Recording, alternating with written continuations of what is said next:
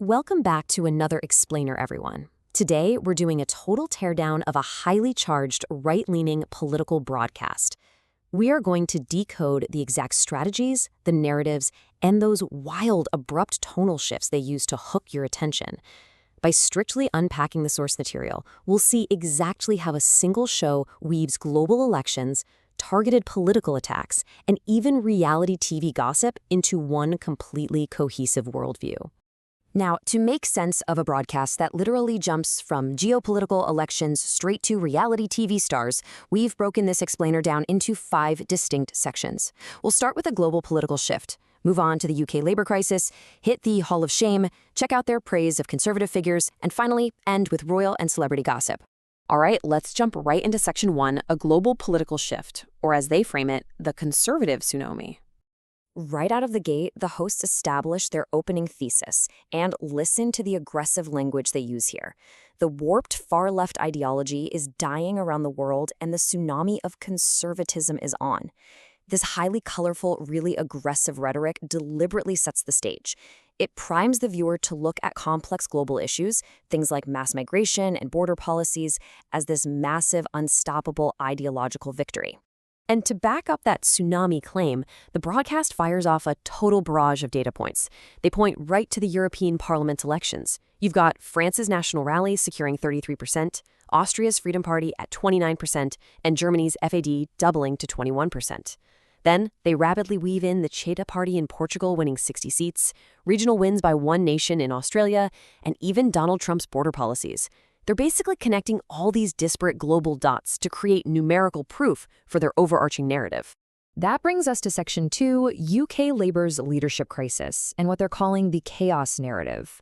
So the commentators take that big global thesis we just talked about and apply it directly to the UK, zeroing in on the ruling Labour Party after what they call a catastrophic local election defeat.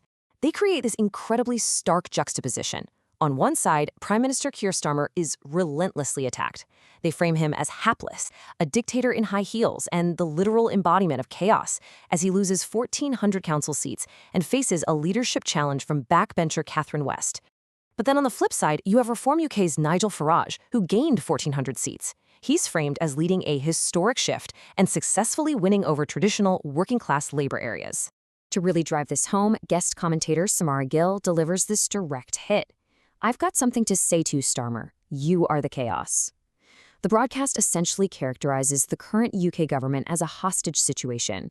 They're painting a picture of an administration that is totally alienated from everyday working-class citizens, completely lost in identity politics, and totally deaf to real economic struggles. Moving right along to Section 3, the Hall of Shame, featuring targeted attacks on the left. So this brings us to a recurring, super aggressive countdown segment the show uses to specifically name and shame left-leaning figures and organizations. Coming in at number 5 is Minnesota Governor Tim Walz. The host targets him over mounting state fraud allegations, and they actually gleefully play this viral clip of Walz unexpectedly dodging questions from a local jogger, totally using it to portray him as actively running away from accountability. Then, at number 4, we have Representative Alexandria Ocasio-Cortez. The broadcast plays a clip of AOC stating, "The American Revolution was against the billionaires of their time." The host immediately jumps in to mock this historical analogy, writing it off as unintelligible word salad, and even calling it a public hallucination. It's a very direct attack aimed at framing her rhetoric as fundamentally un-American. Number 3 on their shameless targets former President Barack Obama. The broadcast labels him shameless for a really specific media strategy. They show how he used a heartfelt Mother's Day tribute video to subtly pivot and promote his new $850 million presidential library in Chicago. The host uses this entire segment just to paint him as entirely self-serving. Down to number 2, which targets Representative Ilhan Omar. The broadcast goes into some pretty heavy detail here, breaking down her alleged refusal to cooperate with federal fraud investigations regarding the Feeding Our Future scandal. They make sure to highlight that she missed a May 5th subpoena deadline, and they heavily criticize her claims that these investigations are rooted in racism. Basically, the broadcast frames her defense as a fake partisan shield used to just hide from legal scrutiny. And finally, revealing number 1 in the Hall of Shame, it's NATO. Echoing former President Donald Trump, they play a clip calling the alliance a paper tiger. The commentary aggressively backs this up, calling NATO an absolute disgrace and weak as water on Iran. This neatly ties the entire countdown segment right back to their overarching theme, the idea that globalist institutions are fundamentally failing the West. Okay, Section 4, praising conservative figures, the broadcast's heroes. Following all of that negativity, the broadcast leans heavily on structural contrast. So right after the Hall of Shame, they shower intense praise on figures they view as strong and authentic. A prime example is their glowing review of Senator Marco Rubio. Citing his meetings with Italy's Giorgia Meloni and his strong diplomatic stances against Iran and Cuba, they frame him as a highly competent, unifying 2028 presidential contender. It's a totally stark contrast to the rivals they literally just finished tearing down. But here's the thing. Their heroes aren't just traditional politicians. Remarkably, the broadcast elevates reality TV star Spencer Pratt. They extensively praise his performance in an LA mayoral debate, framing him as an authentic truth-teller who successfully demolished his socialist Democrat opponents. This quote from Pratt perfectly captures the broadcast populist appeal.